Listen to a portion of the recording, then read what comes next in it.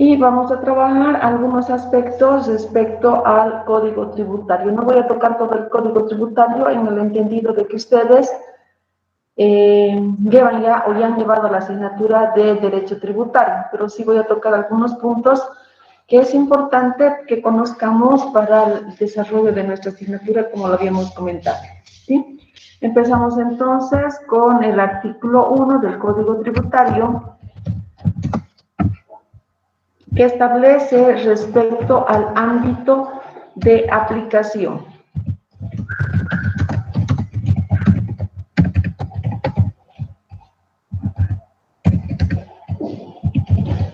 ¿Qué nos dice respecto al ámbito de aplicación? Nos dice que este código tributario, en realidad lo que va a hacer es establece principios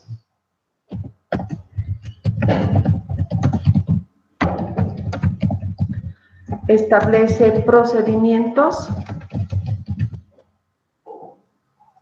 y normas fundamentales que van a regir el ámbito tributario. Y son aplicables los mismos a todos los tributos que sean de carácter nacional,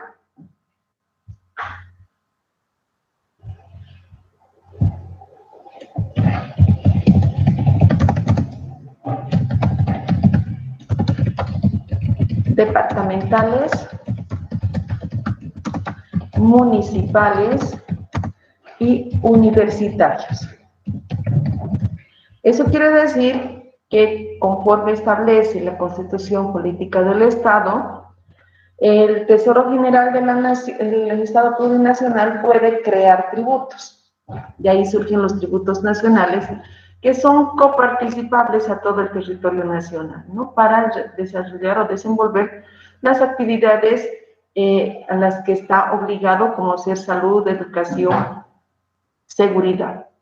Los departamentales se refieren a los gobiernos departamentales, a las gobernaciones en este caso, que pueden generar o pueden crear también impuestos conforme establece la Constitución Política del Estado. Dentro de los nacionales tenemos los que conocemos, los más típicos, el IVA, el IT, el IUE, ¿no? Todos esos impuestos de carácter nacional.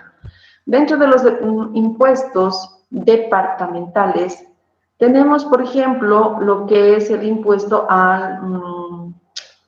impuesto a la sucesión y transmisión gratuita de bienes, ¿no? Que va eso directamente a los gobiernos departamentales. Dentro de los municipales también tenemos ahí el impuesto a la propiedad de bienes inmuebles, el impuesto a la propiedad de vehículos automotores, tenemos las tasas, las patentes municipales y universitarios que no tenemos creados todavía ningún tipo de tributo. Obviamente, estos tributos nacionales, o sea, que son aplicables a estos tributos nacionales, están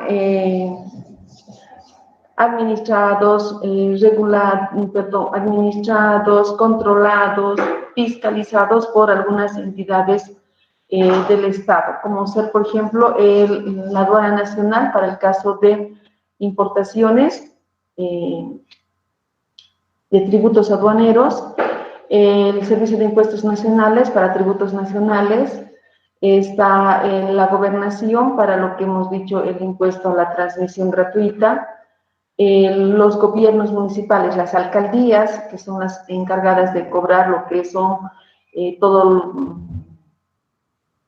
lo que es el impuesto a la propiedad de bienes inmuebles, vehículos automotores, tasas, patentes. Entonces, son esas entidades las que tienen la obligatoriedad.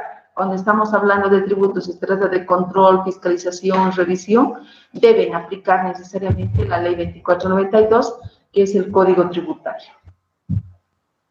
El artículo número 2 nos habla respecto al ámbito espacial.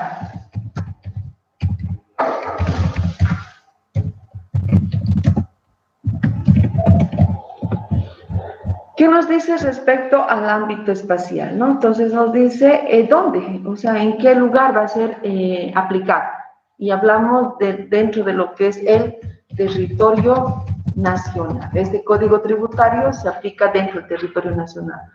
Lógico, ¿no? No podemos crear nosotros un código que lo vamos a aplicar en otro país. Entonces, todas las normas van a ser siempre dentro del territorio nacional. Pero aquí tenemos una salvedad, ¿no? Cuando se trata de tributos aduaneros, dice de acuerdo a convenios o leyes especiales, ¿no? En caso de tributos aduaneros.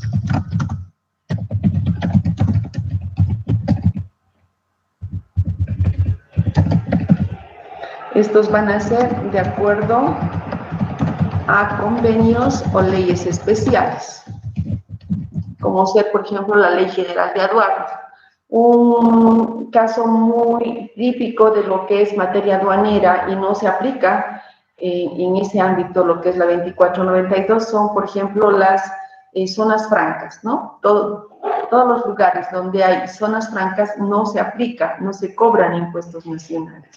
Es decir, por ejemplo, todo Cobija es una zona franca, todo lo que es Cobija es zona franca. Entonces, allá en Cobija no se cobra el IVA, no se cobra el IT. ¿Por qué? Porque se supone o se asume que es una zona extraterritorial, si bien es adentro del territorio nacional de Bolivia, pero por este caso especial de materia aduanera, todas las zonas francas se consideran como zonas extraterritoriales. Entonces, ahí adentro no se cobra lo que son los tributos nacionales, ¿no? Tenemos en algunos departamentos, en Santa Cruz, por ejemplo, también tenemos zona franca, en Oruro tenemos zonas francas, entonces todos los lugares de zonas francas, ahí no se aplica. Después, en todo el territorio nacional se aplica el Código Tributario. Vamos con lo que es el artículo número 3 respecto a lo que es la vigencia del Código Tributario. A partir de cuándo entra en vigencia las normativas. Y esto va para todo, ¿no? O sea, a partir de cuándo una norma tributaria va a entrar en vigencia. Y el artículo 3 nos dice que va a entrar en vigencia a partir de su publicación oficial. A partir de su publicación, es decir, a partir de lo que lo publican, entonces inmediatamente entra en plena vigencia, con una salvedad que puede tener o desde la fecha que ellas determinen. ¿Sí? Por ejemplo, cuando se creó la ley 2492, el Código Tributario, si bien ha sido publicado en agosto del 2003, no ha entrado en vigencia en agosto del 2003. ¿Por qué? Porque esa disposición transitoria 10ª establece y dice, este código entrará en vigencia a partir de los 90 días de publicado la presente normativa. Entonces, no ha entrado en vigencia en agosto, sino ha entrado en vigencia en noviembre del 2003. ¿Sí? ¿Por qué? Porque así lo disponía la misma normativa. Pero si esa norma que se está publicando no dice a partir de cuándo, se supone que a partir de su publicación. Supónganse que hoy día sale y dice, no sé, se modifica la alícuota, se modifica, ¿qué les puedo decir? Una resolución normativa de directorio. Y nos dicen, se va a modificar la multa por incumplimiento de deberes formales, por falta de presentación de declaraciones juradas. Listo, no nos dicen a partir de cuándo entra. Solamente se publica y dice se modifica y el monto, por decirles algo, de 50 UFBs va a bajar a 30 UFBs. Pero no nos dicen desde cuándo. Entonces, se supone que a partir de esa publicación, inmediatamente entra en vigencia. No necesitamos esperar 30, 60, ningún día, simplemente es a partir de su publicación. Entonces, cualquier normativa, sea ley, decretos, resoluciones, su vigencia, se entiende que si no dice a partir de cuándo entra en vigencia, es a partir de su publicación. O si en la misma normativa establece a partir de cuándo, bueno, entonces a partir de la fecha que esa normativa disponga que entrará en vigencia la disposición. Eso es importante porque muchas veces hay modificaciones, cambios en las normativas y en materia tributaria pues es muy dinámico, ¿no? No sé si es bueno o malo, pero es bastante dinámico. Por ejemplo, todo lo que es materia tributaria, lo que estamos aprendiendo hoy día podría cambiar mañana, ¿no? Entonces, es bastante dinámico y hay que estar permanentemente actualizados. Y a partir de cuándo, eso es importante porque muchas veces por desconocimiento no conocemos la normativa, entonces no sabemos que entra en vigencia y decimos, es que yo no conocía, un ratito, aquí hay una norma que especifica a partir de cuándo entra una normativa. Habíamos citado la anterior clase y decíamos, por ejemplo, el Código Tributario, las normas tributarias respetan básicamente dos principios constitucionales, el debido proceso y el derecho a la defensa. Entonces, tiene que estar todo establecido y todo tiene que estar plenamente identificado para poder determinar cualquier adeudo tributario, ¿no? No es aleatorio, no es al azar que les cae bien o les cae mal a alguien, sino que todo tiene que estar dentro de la normativa. Vamos a ver otro punto que sí me gusta que lo veamos a detalle, porque también siempre estamos sujetos a plazos y términos. ¿No? Siempre estamos sujetos a algunos plazos, a algunos términos que necesitamos conocer. Es decir, si me dan un plazo para determinadas cosas, yo tengo que conocer o tengo que saber a partir de cuándo voy a computar esos plazos. Y estos plazos pueden darse en meses, me pueden dar un plazo en meses. Cuando el plazo me lo van a dar en meses, el mismo dice se va a computar de fecha a fecha.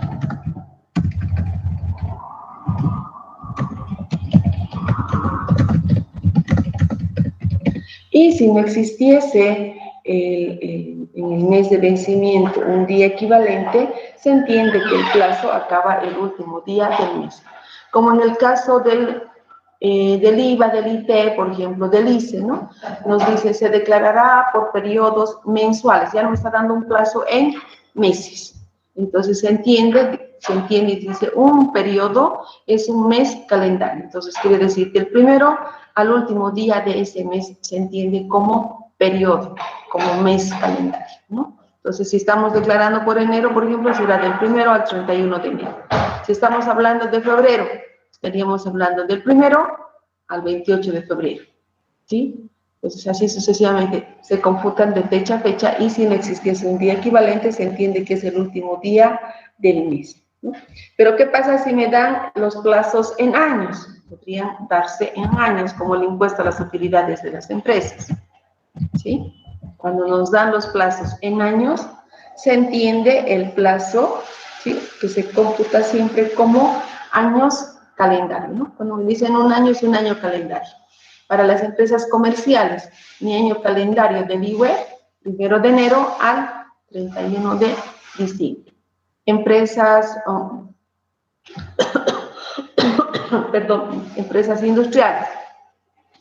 Se entiende para empresas industriales, por ejemplo, que su año calendario estaría empezando el 1 de abril y estaría concluyendo el 31 de marzo, ¿no? Entonces, ahí tenemos, por ejemplo, el año calendario que se van a computar. ¿Qué pasa cuando me dan plazos en días?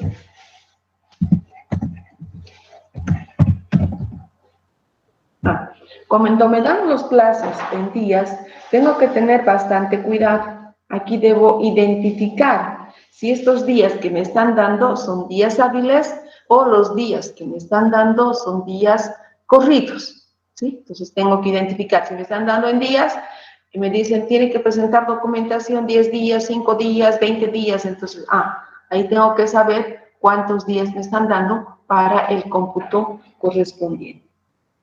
En el caso de los plazos, cuando me dan en días, se debe computar, siempre se están refiriendo, se computan cuando son días.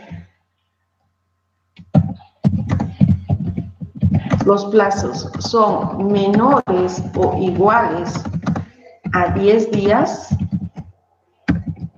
se entiende que estos plazos se computarán como días hábiles, ¿sí? Cuando me dan un plazo menor o igual a 10 días, siempre lo voy a computar como día hábil. ¿Qué pasa si los plazos son mayores a 10 días?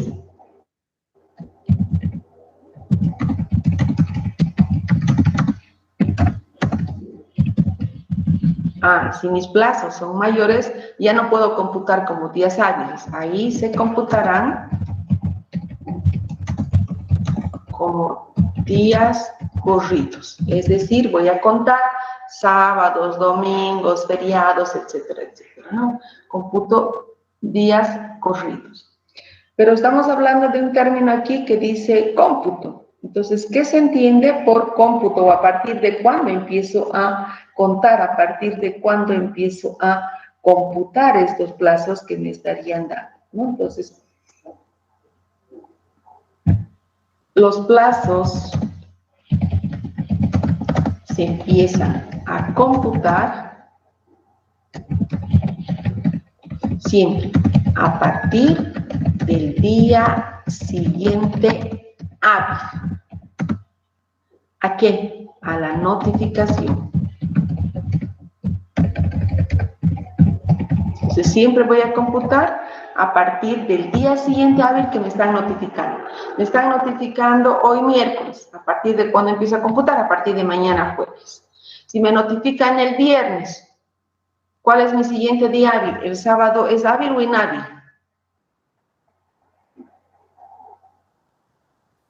Inhábil, licenciada.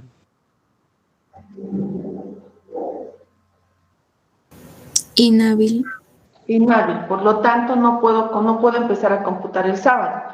El domingo también es inhábil, entonces automáticamente empezaré a computar mis plazos a partir del día lunes, ¿no? Entonces siempre mis plazos se empiezan a computar a partir del día siguiente hábil en ambos casos. Ahora, si son menores o iguales a 10, días hábiles cuento. Si son mayores, días corridos, ¿sí? ¿Se entiende este cómputo entonces que es a partir del día siguiente hábil en el que fue notificado o publicado el acto definitivo? Y se entiende que concluye a la última hora del día de su vencimiento, ¿no? O sea, si por ejemplo me han pedido documentación, un requerimiento, pues la hora que trabaja la administración tributaria de 8 a 4 de la tarde, en el caso de aduanas, por ejemplo, entonces a las 4 de la tarde se supone que ahí se cierra el plazo. Pero en el caso del IVA, yo tengo el plazo hasta el día 13, por ejemplo, el dígito 0. ¿Hasta qué hora puedo presentar? En ese caso puedo presentar hasta las hasta medianoche, ¿no? Porque como es virtual el envío ahora de la documentación, puedo presentar hasta medianoche, ¿no? Mi presentación se puede dar en ese plazo. Ahora, otro aspecto que debemos tomar en cuenta para el cómputo de plazos es qué pasa si mi vencimiento cae un día inhábil o feriado, ¿ya? Cuando el día del vencimiento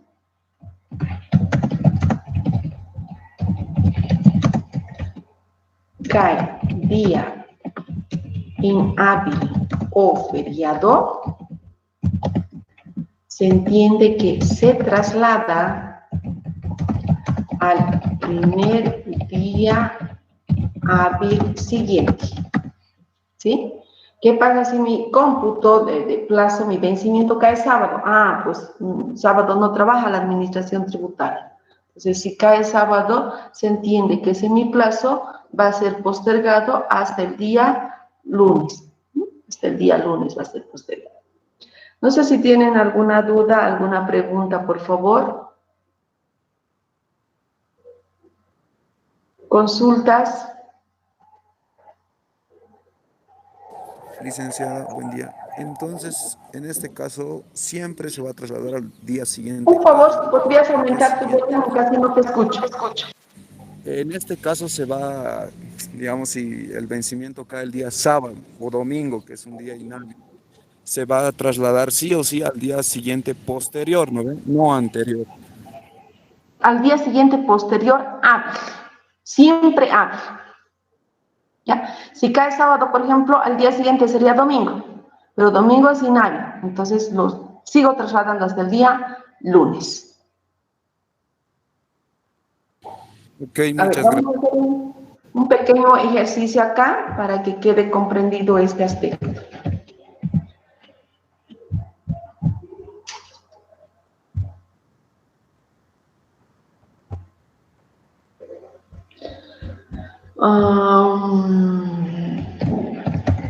En fecha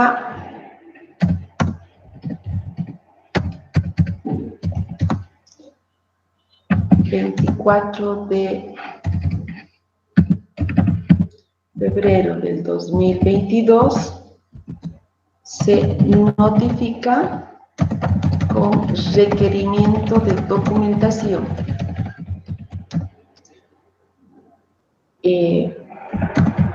otorgando un plazo de 5 días.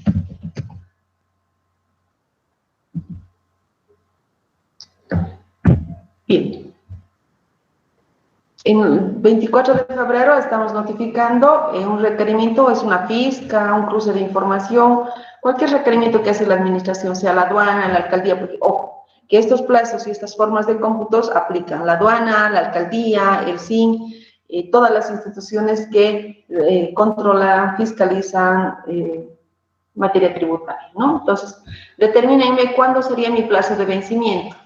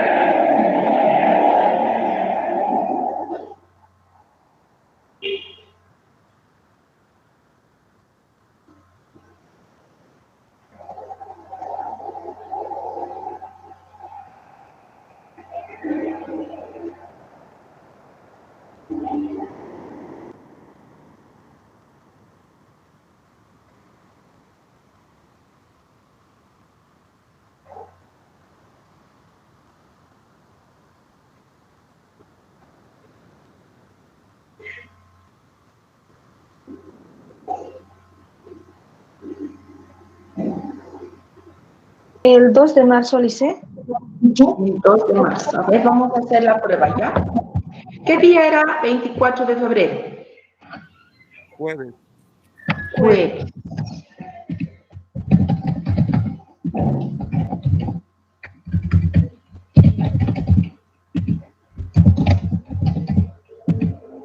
Les estoy poniendo aquí para que quede claro y después no tengamos dudas, ¿ya?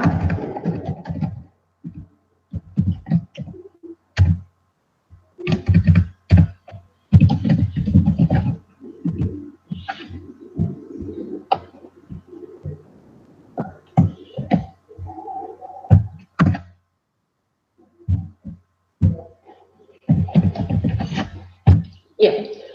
Hemos dicho, de acuerdo a este ejercicio, en fecha 24 de febrero se notifica, es decir, se va a notificar el jueves 24 de febrero. ¿Sí? Aquí estamos notificando.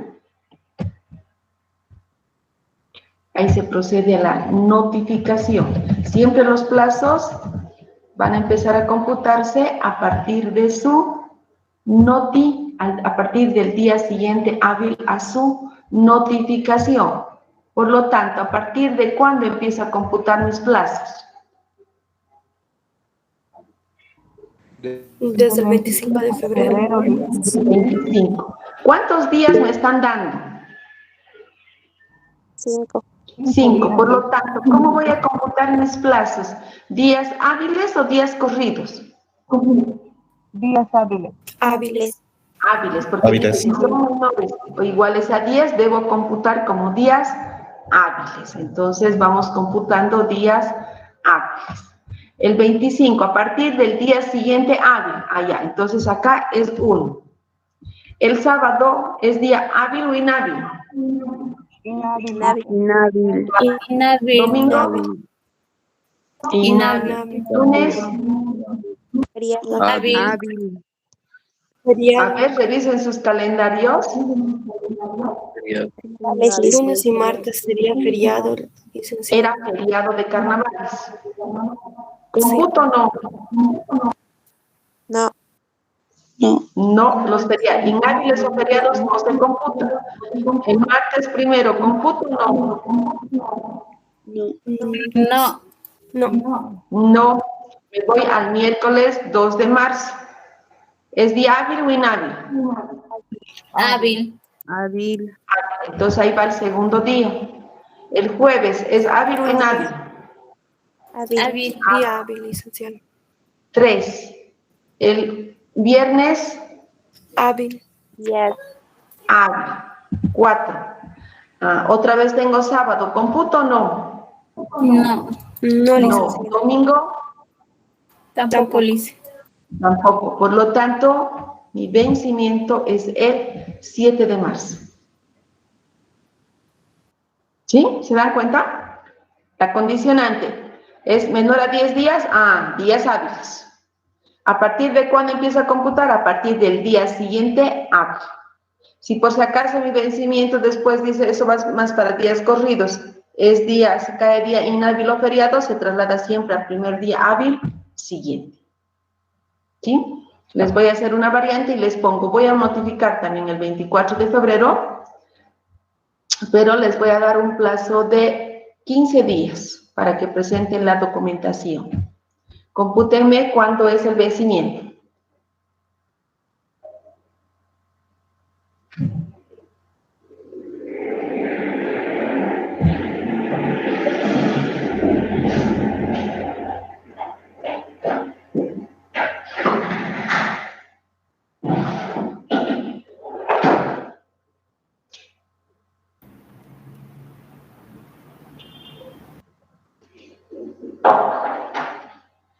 Martes primero, Licen.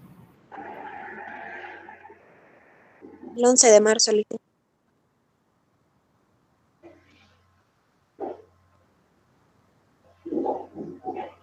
A ver qué dice el resto, vamos buscando. El 11 de marzo.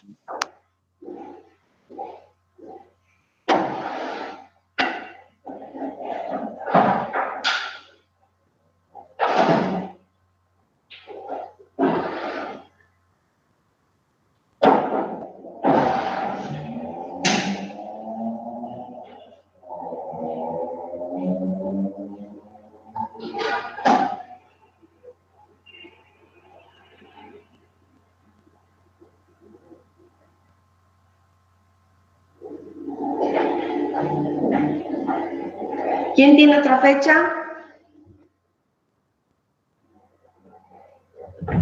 El 15, lice. El 15, a ver, vamos a ver.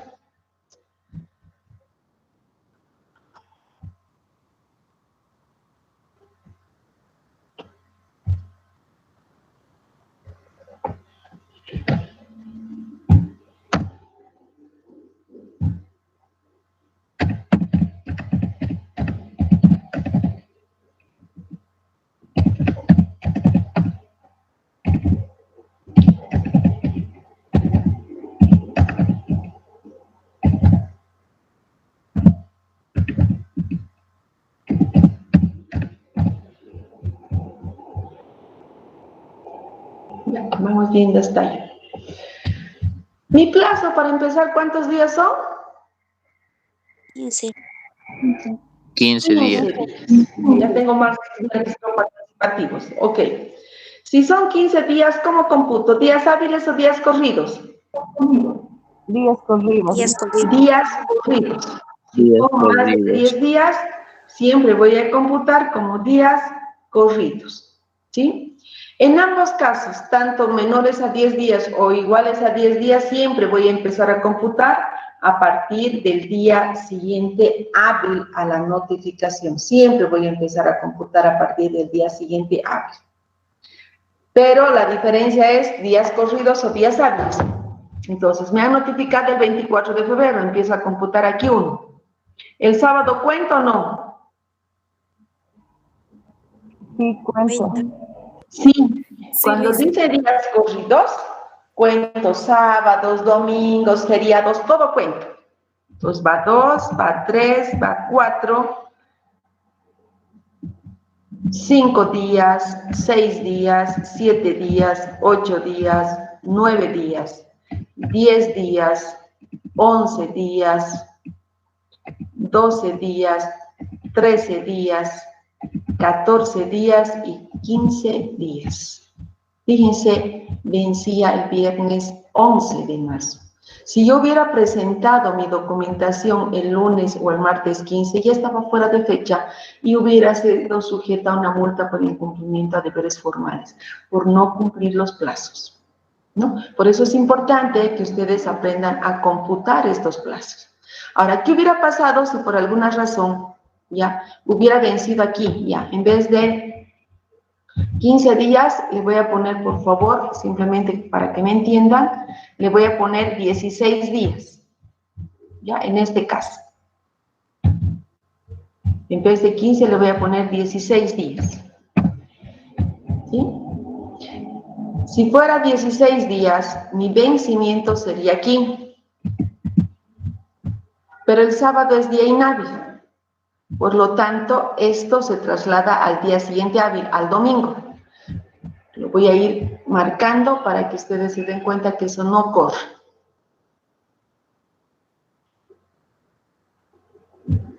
Como vence aquí, no puede vencer un día inhábil. Lo traslado al día siguiente, el día 16. También, como es un día inhábil, no corre.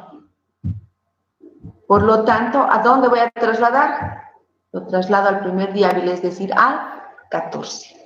¿Se dan cuenta? Ahí sería su vencimiento. Legalmente, de acuerdo al cómputo de plazos, vencía ahí. Pero como no puede vencer un plazo, ni sábados ni domingos, o sea, días inhábiles o feriados, siempre se traslada al primer día hábil. Por eso en el vencimiento de los impuestos, por ejemplo, cuando cae sábado o domingo, siempre trasladamos al primer día hábil siguiente. ¿Ya? ¿Queda claro? ¿Alguna duda? ¿Alguna pregunta? ¿Está claro cómo van a computar sus plazos? Buenos días, licenciada. ¿Puede Tuviera volver a una pregunta respecto a los... Adelante, continúa. Buenos días, licenciada. Yo tuviera una pregunta respecto a los días corridos, entonces no se tomaría en cuenta los feriados, ¿verdad? Como dice corrido, todo empiezas a tomar en cuenta. Fíjate, hemos dicho uno, es lo que sí hay que tomar en cuenta es esto, ¿no? Siempre, para ambos casos, empiezo a computar plazos a partir del día siguiente hábil. En este caso, viernes. Ahí cuento sábados, domingos, feriados, todo cuento de corrido, como dice su nombre. Solamente si mi vencimiento cayera un día inhábil o feriado, en ese caso lo traslado al primer día hábil siguiente. Está bien, gracias, licenciada. Y eso es para todo, ¿no? En los impuestos mensuales, en nuestras declaraciones juradas, cuando nos hace requerimiento la de documentación, nos están haciendo auditorías, la aduana nos pide documentos, no sé, para todo siempre es la misma forma de cómputo, ya hemos dicho, para todas las administraciones. Ahora, ¿qué hubiera pasado? Les voy a poner una variante. ¿Qué hubiera pasado si yo les ponía aquí? En vez de 24, nos hubieran notificado el 25 de febrero. ¿A partir de cuándo empezaba a computar mis plazos? Independientemente que sean mayores o menores a 15 días, a 10 días. Desde el miércoles 2. Desde el miércoles 2. Correcto. O sea, todo esto, si me hubieran notificado aquí, si mi notificación hubiera sido acá, ¿ya? Entonces, esto no va. ¿Por qué? Porque siempre se empieza a computar los plazos, nos dice a partir del día siguiente hábil. El día siguiente hábil es sábado, no se computa. Domingo tampoco, lunes tampoco, martes tampoco. Mi primer día para notificar hubiera sido ahí. Primer día de cómputo hubiera sido ahí. Ya sea mayor o menor a 10 días, siempre va a ser los cómputos de plazos a partir del día siguiente hábil al de su notificación. ¿Ya? ¿Queda claro? ¿Alguna pregunta, alguna duda más? Está claro, licenciada. Perfecto. Entonces hay que tener mucho cuidado porque ya saben, una presentación fuera de plazo nos va a implicar una multa pecuniaria, ¿no? Una sanción que nos podrían imponer. Bien, vamos con el artículo 5 que nos habla de la fuente, relación normativa y derecho supletorio. Cuando hablamos de lo que es la fuente, prelación normativa o derecho supletorio, nos estamos refiriendo a cuál es la norma que tiene mayor prelación, que tiene mayor autoridad en términos que de repente no merito, ¿sí? ¿Cuál debo cumplirla? De acuerdo a este artículo, tengo como norma madre, como norma superior de todo lo que es jurídica, tenemos la Constitución Política del Estado. En cualquier área del derecho, siempre la norma madre es la Constitución, es decir, ni derecho penal, civil, tributario, cualquier derecho puede sobreponer lo que dice la Constitución Política del Estado. Siempre va a respetar los principios y normas constitucionales, ¿sí? No pueden sobreponerse. Después de la Constitución Política del Estado se encuentran los convenios y tratados internacionales. Después de eso viene lo que estamos estudiando actualmente, el Código Tributario. Después del Código Tributario van a estar las leyes, van a estar los decretos supremos, las resoluciones supremas y demás disposiciones. No hay demás disposiciones. Entonces tenemos la Constitución Política del Estado, siempre va a estar. Después vienen los convenios y tratados internacionales. Después siempre va a estar nuestro Código Tributario. Después las leyes que se puedan crear con referencia a que se puedan crear. ¿Sí? Bien, ¿qué ocurre? Y les voy a dar para que quede claro un ejemplo acá en Código Tributario. ¿Qué ocurriría, por ejemplo, un ejemplo que de repente no sea el más adecuado, pero que nos sirva para entender esta prelación normativa, ¿no? O sea, qué norma es superior y qué es lo que ocurre. En su casa, ¿quién manda? ¿El papá o la mamá? La mamá. ¿El papá? La mamá en algunos casos, en otros. La mamá, ¿sí? Bien, no voy a entrar a preguntarles porque no les gusta hablar mucho a ustedes por lo que estoy viendo. Después ya los voy a obligar a hablar. Por hoy día les voy a dejar un poquito así, hasta que se ambienten, porque después ya tenemos que ir interactuando, que es lo que hemos acordado, ¿no? Bien, entonces, voy a suponer que en la casa manda el papá. Ya voy a suponer que en la casa manda el papá. Y el papá dice, por si acaso nos dice, a ver qué nos va a ordenar el papá. En esta casa todos almuerzan juntos, o sea, todos los días toda la familia tiene que estar a la hora de almuerzo, ¿sí? Eso dispone el papá. Y voy a hacer de cuenta que el papá es el código tributario, el que manda todo, ¿sí? Todos almuerzan en la casa.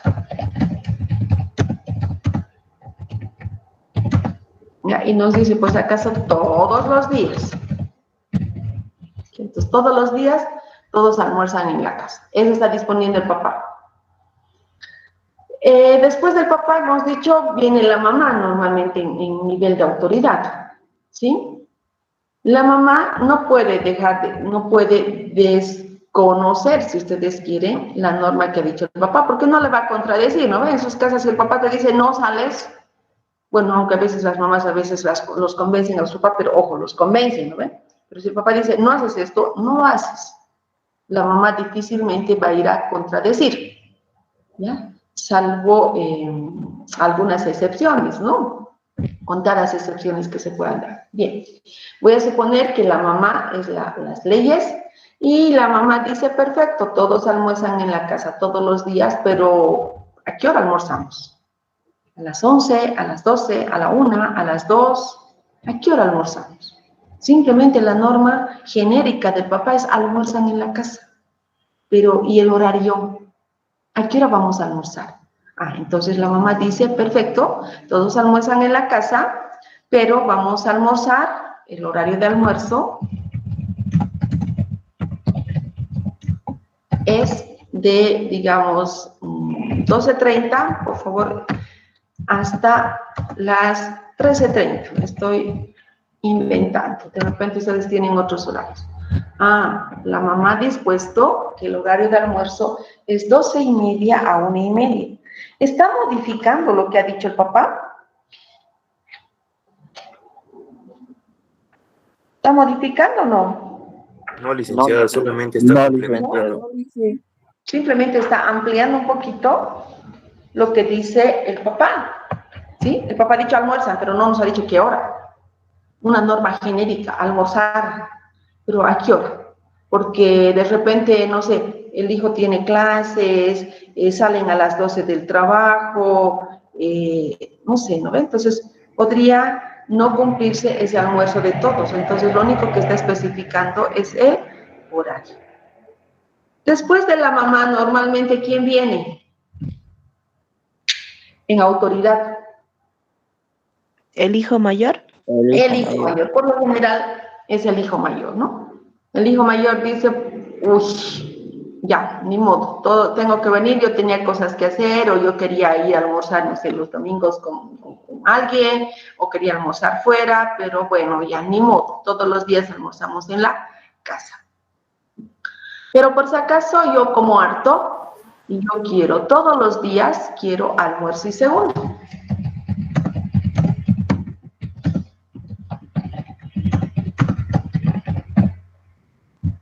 Sí, todos los días quiero almuerzo y segundo, dice. Todos los días quiere almuerzo y segundo. ¿Está modificando lo que ha dicho la mamá? No, Lice. No, solo está complementando lo que ha dicho complementando. el papá. Tampoco. Tampoco. Lo único que está haciendo es ampliar, si se dan cuenta, ¿no ve? El papá ha dicho almuerzan, la mamá ha dicho el horario, está especificando. El hijo mayor está diciendo, ya, yo quiero almuerzo y segundo porque como harto, pero no está modificando el horario, nada, simplemente está ampliando. Después del hermano mayor, normalmente vienen los otros hermanos, ¿no? ¿Sí? Vienen los hermanos menores, el del medio, digamos. El del medio dice, ay, no, a mí no me gusta perdón, todos los días en vez de almuerzo, sopa, porque aquí estoy repitiendo un poco, sopa y segundo. A mí no me gusta la sopa, pero bueno, como mi hermano mayor quiere sopa y segundo, entonces yo quiero postre. Entonces todos los días quiero postre.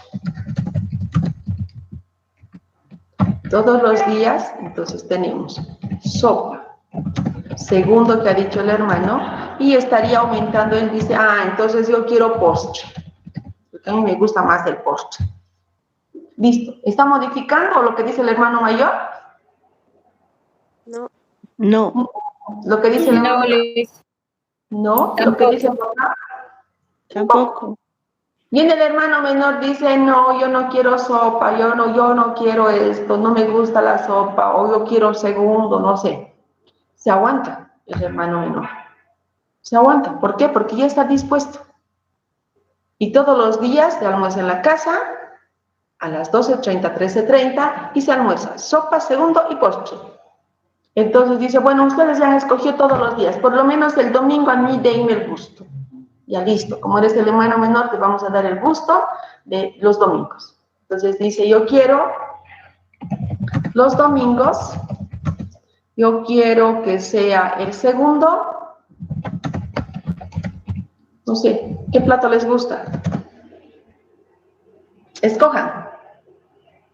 Pique. Ya, todos los domingos yo quiero pique. Listo, por lo menos en eso denme gusto. ¿Está modificando lo que han dicho sus superiores? No, dice. No, para nada. ¿Sí? Todos los domingos vamos a tener, dice, todo, pero yo quiero pique de segundo. Ya, entonces, el hermano menor aquí, si se dan cuenta, no puede modificar lo que ha dicho el otro hermano, o lo que ha dicho el hermano mayor. El hermano mayor no puede modificar lo que ha dicho la mamá, la mamá no puede modificar lo que ha dicho el papá. Eso es lo que ocurre en la prelación normativa. Una norma inferior no puede modificar de ninguna manera lo que dice la norma superior. Cuando más, puede ampliar, como aquí estamos llegando hasta el segundo, ¿se dan cuenta? Van a ampliar, van a ir al detalle si ustedes quieren, porque toda norma es genérica, pero van a ir al detalle para especificar las normas inferiores, pero de ninguna manera las van a modificar. ¿Ya? Con este preámbulo, quizás de ese ejemplo, que no se aproxima mucho, pero que nos sirve de interpretación, ¿sí? Vamos a ver qué nos dice el Código Tributario, y ya ahora sí con normativas especificamos.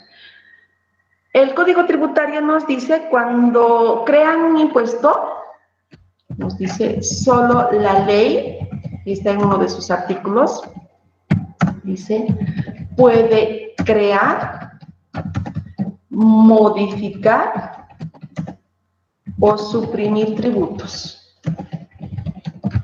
Ya nos está diciendo, ojo, un decreto supremo no puede crear un tributo. Una resolución suprema no puede crear un tributo. Otra disposición inferior no puede crear un tributo.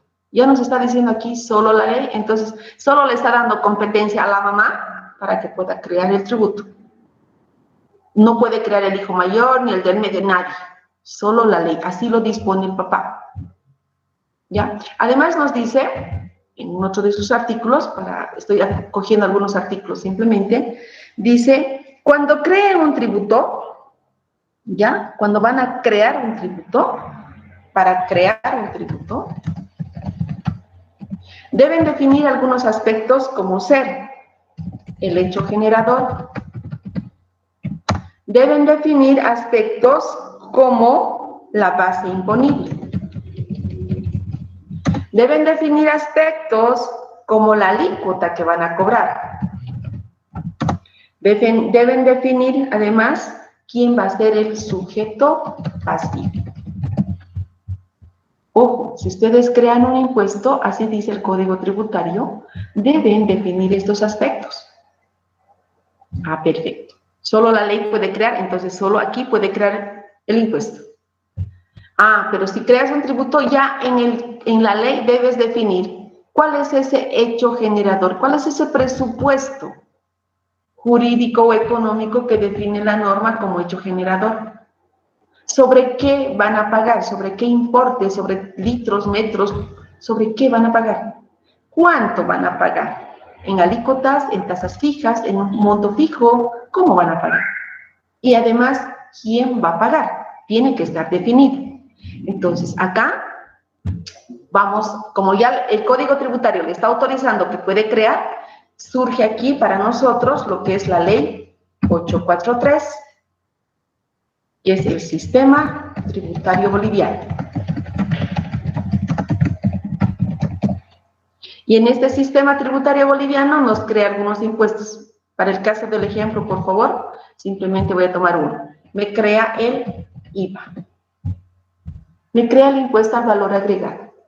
En la ley 843 me dice cuál es el hecho generador, cuál es la base imponible, cuál es la alícuota, quién es el sujeto pasivo. Ah, pero el IVA tiene un decreto reglamentario que me va a ampliar. ¿Sí? Es como el hijo mayor, ¿no ve? Que ampliaba, entonces me va a ampliar. Y aquí tengo el decreto supremo que reglamenta el IVA, el 21530, que es el decreto reglamentario al IVA. ¿Ya? Este es el decreto reglamentario al IVA.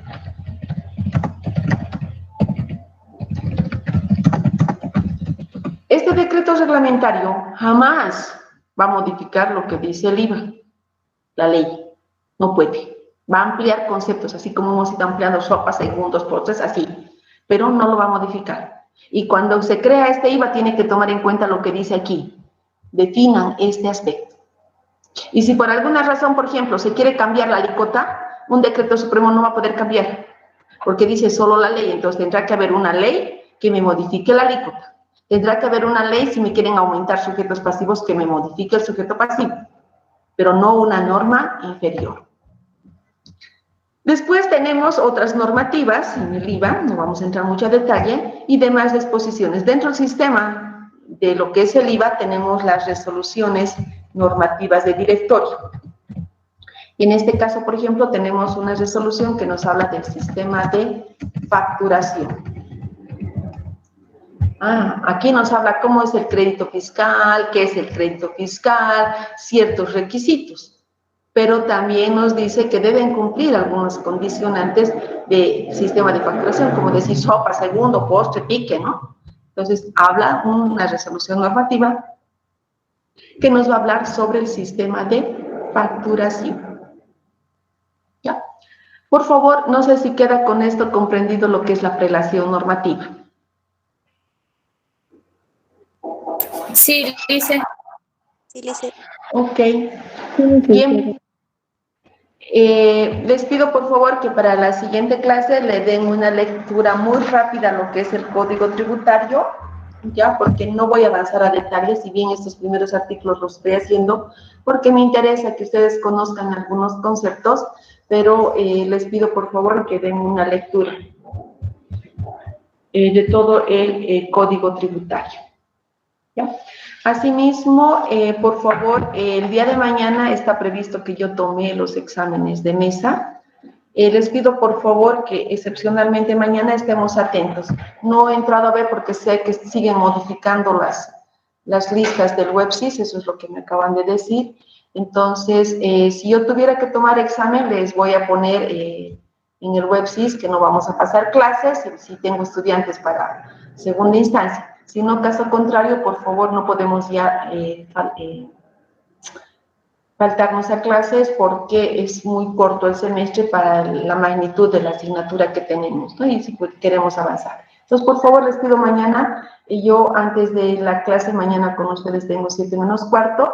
Entonces, si yo tuviera algunos estudiantes a segunda instancia, examen de mesa, les voy a poner en el WebSys que estaría tomando el examen. Caso contrario, nos vemos en clases, ¿ya? Bien, muchas gracias, jóvenes. Muy buenos días. Hasta mañana. Hasta mañana. Hasta mañana, Lice. Hasta mañana, Lice. Hasta mañana, gracias.